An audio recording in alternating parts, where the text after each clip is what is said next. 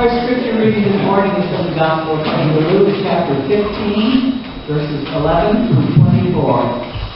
It's the parable of the lost son.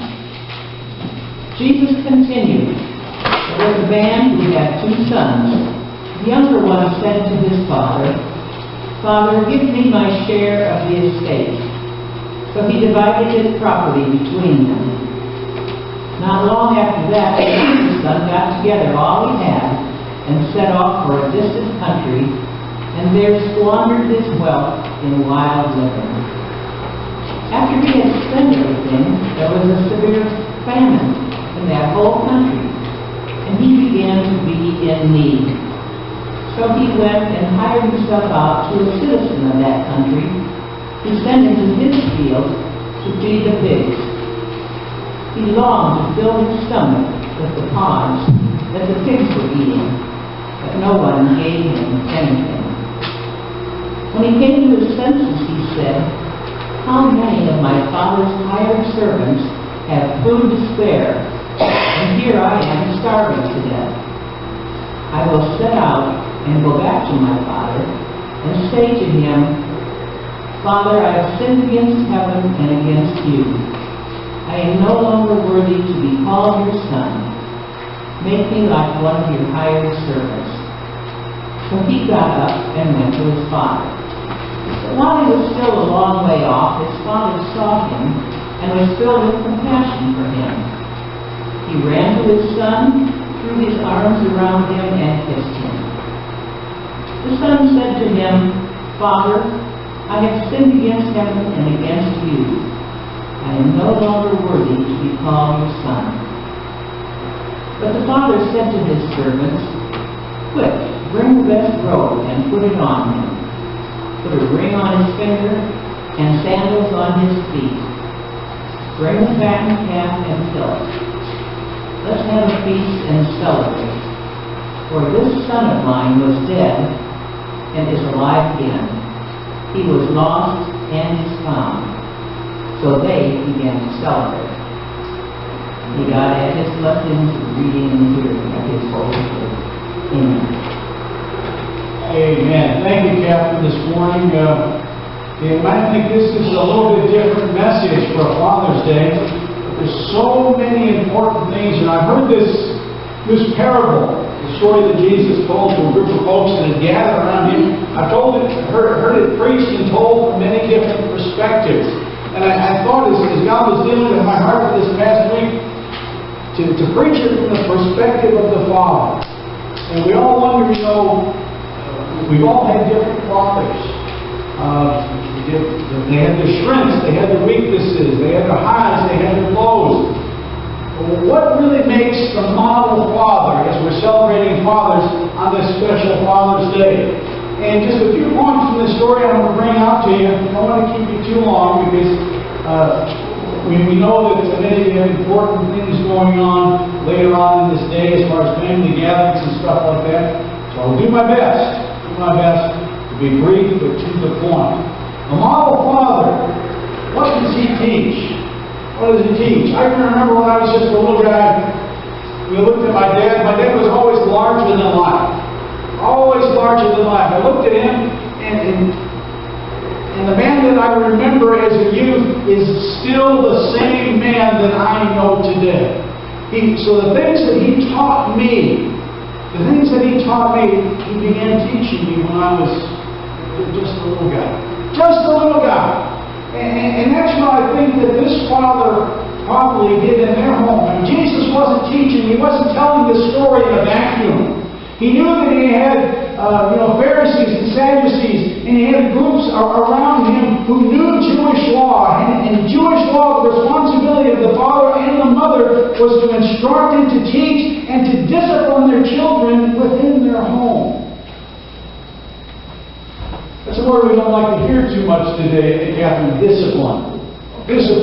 Everybody wants to be free to do their own thing, to act the way that they want. You can't squash my spirit or confine me to certain parameters. We have to have discipline. In our world, it's all around us. You can't drive your car without having discipline, right? The red light comes on, and it doesn't mean does it. The stop sign is there. Kathy and I were reminded of that this morning. We're just coming out of our, there in Munster, on our sides, we have a four-way stop. We stop, and then, boom! The guy comes right through, throws his hand up at us. I mean, didn't care. But to him, the rule evidently didn't apply. Stop sign and go. Get out of my way. But that's the way some people are. But there are reasons for those stop signs. There are reasons for those red lights. There are reasons for the speed limits that we have.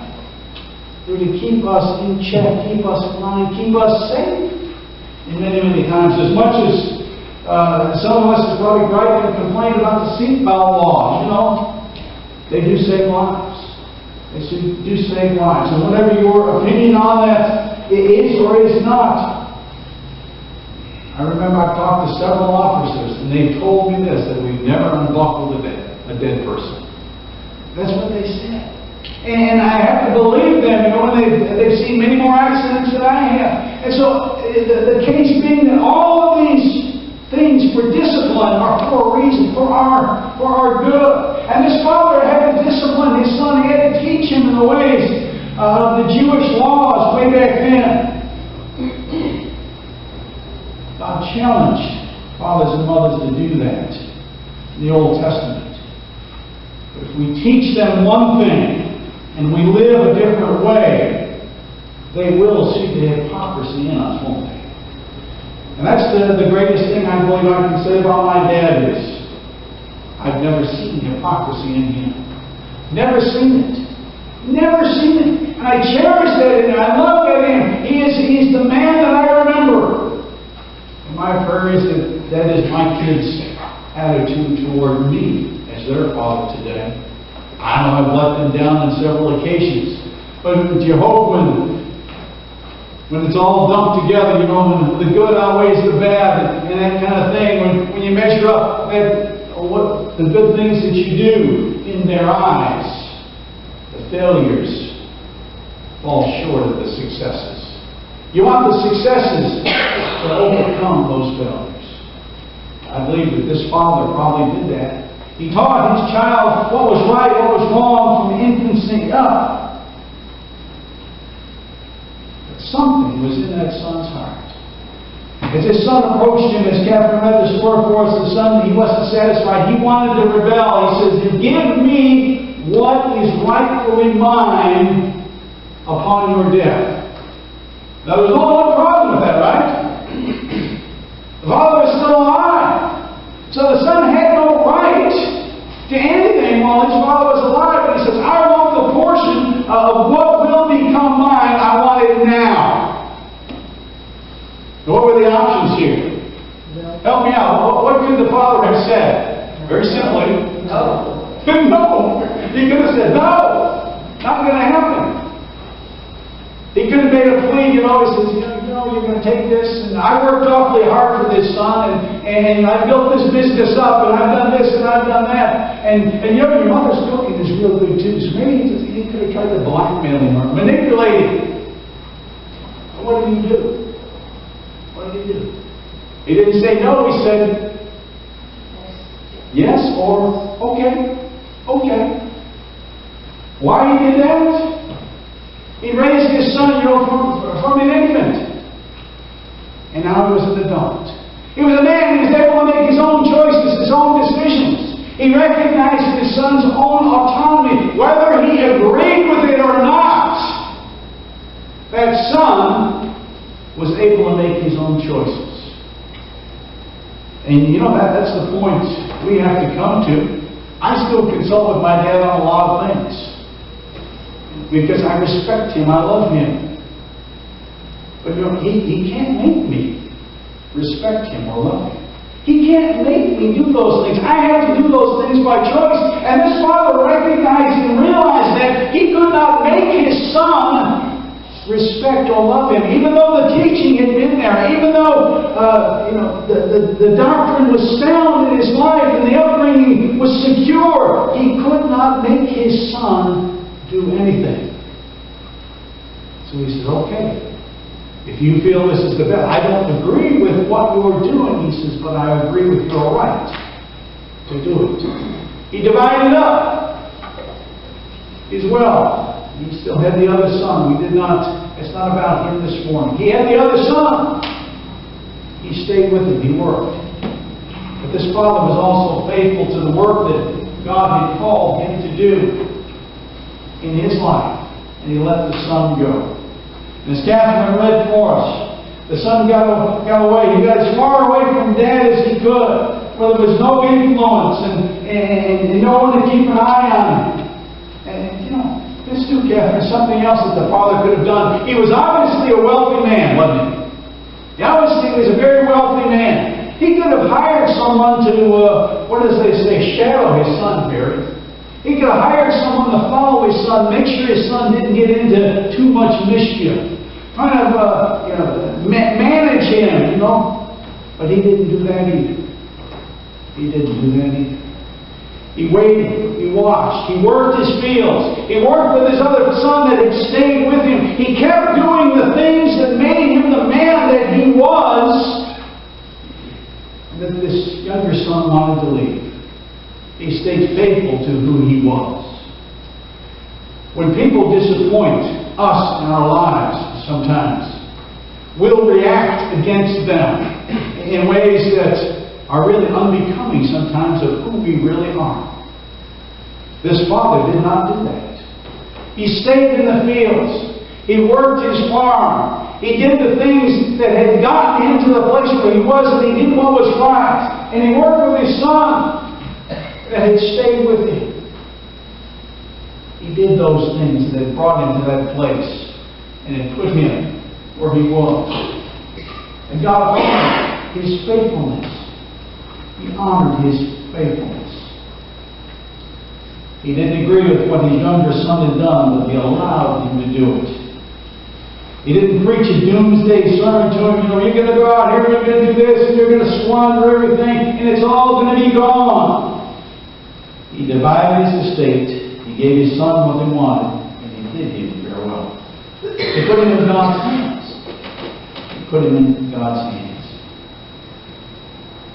I think a lot of father today, this father shows us too that he won't stand in the way of consequences.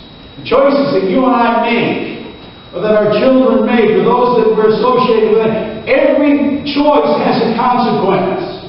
Every choice has a consequence. And the father was allowing for the consequences, whether they be good or bad, in this son's life. He didn't keep track of his associations. He could have.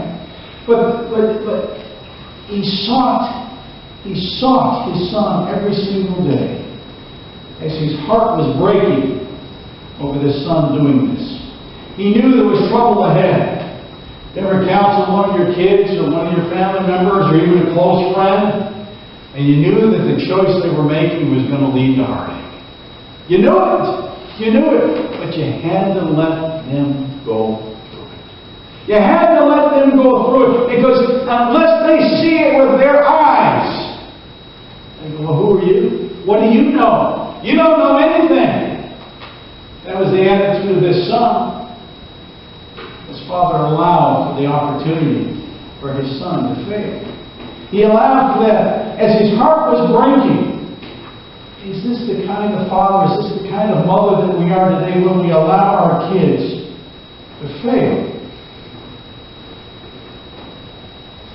There's a lot of political correctness here, and I tread softly when you get into some of the things that are going on today, but, the silly thing, Jerry and I were kidding about a ball game earlier. I mean, we love to win. We love to see our team win.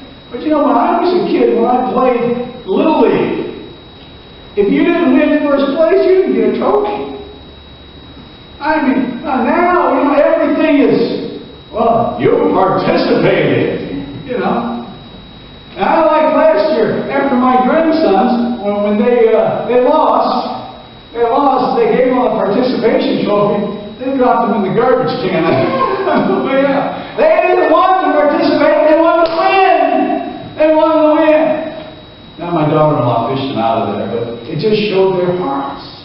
Winning was important, and not just participating. We're raising a generation today that just, well, you did your best.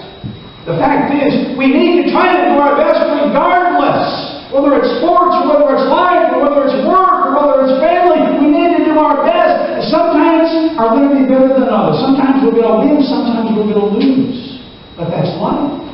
That is life. And it's important. We grow and we live from winning and from losing. Man, the first big game I was ever in, I still remember how that felt. And I determined in my mind, I didn't always win them all after that, Don, but I determined in my mind that I never wanted to feel that way again. That's why I wanted to win. That's why I wanted to win. It gives you something to shoot for, something to go for. It gives us a purpose. A purpose. His father didn't stand in the way of his son's consequences as I hurry along here. This model father also showed a love that refuses to give up.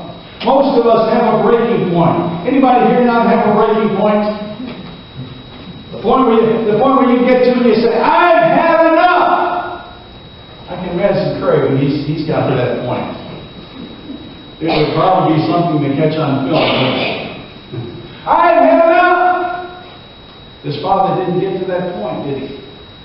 But can't you imagine that this love that this father had for his son? Every day working that field, the Bible tells us, as Catherine read this story, that he would scan the horizon.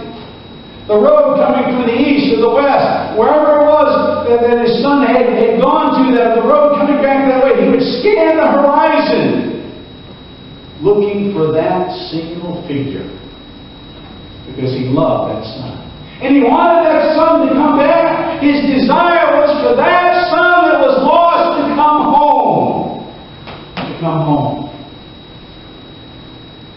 Anybody here ever had a broken heart? Oh, you guys are lucky. All right, I see a couple of them. I should have written it or not. You don't have to waste it. I know we've all suffered heartbreak one way or another. One of the most important things we can do, and lessons we can learn from this father, is how to manage a broken heart. His heart was broken and his son had left and had done this. But he managed it and he still loved his son. And it's important for us to learn how to manage and live with a broken heart. Because these are the words of Jesus. He says, in this world you will have trouble. Take courage. I have overcome the world. In this world you will have trouble, but take courage. I have overcome the world, Jesus said. It's important that we know how to manage and live with a broken heart. It's important to know that we, as his father did, when his son let him down, that he managed that. He didn't give up on his son, and he managed his feelings, he managed his emotions. As he scanned the horizon, he looked for that son. He looked for that son, and he longed for that opportunity for that broken heart to be healed. Are we that way with our relationships? Are we that way? Do we seek to forgive? Then one day, as he was in the fields, as Catherine read for us, he saw this faint figure in the distance, and he knew. He just knew. There's times when you just know. He knew that was his son. Did he wait for him? Did he wait there on the farm and stand there and say, well, I'm going to make him come to me. I'm going to make him beg his way back. I'm going to make him crawl on his hands and knees to come back to me. That good for nothing, Is that what he did? No. Scripture tells us that the father ran to him. Ran to him and threw his arms around him. And his son reversed the speech that he'd already said. He says, I'm not worthy to be your son, and I'll be a servant, and all of that stuff. And the father didn't even let it go beyond that. No way, no how. Put a robe on him. Put a ring on him. Put shoes on him. All of these things mean things. Slaves back then, they worked for the master, usually didn't wear shoes. He told the son, you're restored to your position. You're restored to the authority in my home. I love you. You're mine. You're mine. The Father forgave. And He celebrated the return of His Son. The model Father is all of these things. The model Fathers. The model Father loves, cares, forgives, teaches, guides, directs, and He allows for the failures, the choices, or consequences. Do you see God working in your life today? In any of these areas? Has He allowed you? Times you say, God, I know better than you. I'm going to do it this way because this is the way I want to do it. I don't care what you say or what your word says. We take the choice of the prodigal son. We go our own way. But God's always scanning the horizons, looking for us, waiting for us, wanting for us to come back, wanting to restore fellowship with us. That's a Father's love. Oh, if you've never felt that type of Father's love, God the Father wants to give it to us today. Do you know Him today? Is He your Lord? Is He your Savior? Is He your Father? I'll take God's Word and I'll show you page by page, verse by verse. You can know Him as your Father today. You can know Him. Amen. Amen. A Father's love, a model Father, a Father's character today. Amen.